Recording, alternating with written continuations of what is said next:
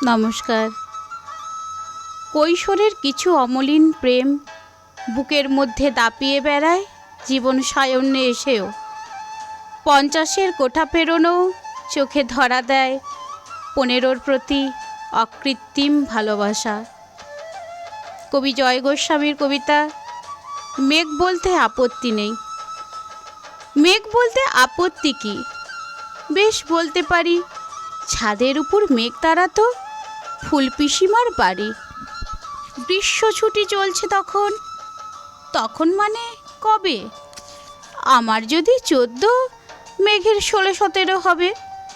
ছাদ থেকে হাতছানি দিত, ক্যারাম খেলবি? আয়। সারা দুপুর কাহাতকার ক্যারাম খেলা যায়। সেজন্যই জোচ্চুরি হয়। হ্যাঁ, জোচ্চুরি হতো। আমার যদি 14, মেঘের 15-16 মতো। ঘুরিয়ে দিতে জানতো খেলা, শক্ত ঘুঁটি পেলে জায়গা মতো সরিয়ে নিত আঙুল দিয়ে ঠেলে। শুধু আঙুল, বোর্ডের উপর লম্বা ফ্রকের ঝুল ঝপাং ফেলে ঘটিয়ে দিত ঘুঁটির দিক ভুল। এইখানে না ওইখানে, হ্যাঁ এইটা না ওটা।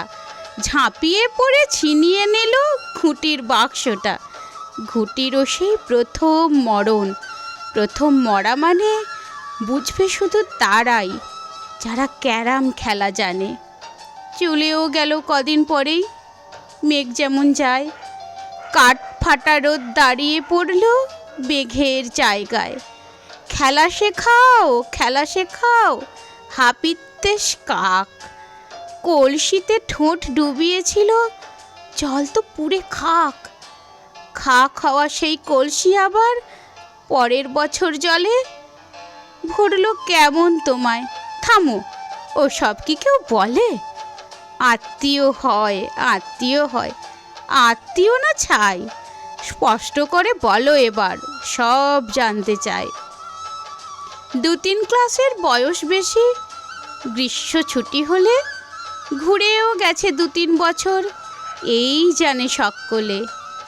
আজকে দগ্ধ গ্রীষ্ম আমার, তোমায় বলতে পারি মেঘ দেখতাম ছাদের ঘরে ফুলপিসিমার বাড়ি। নমস্কার।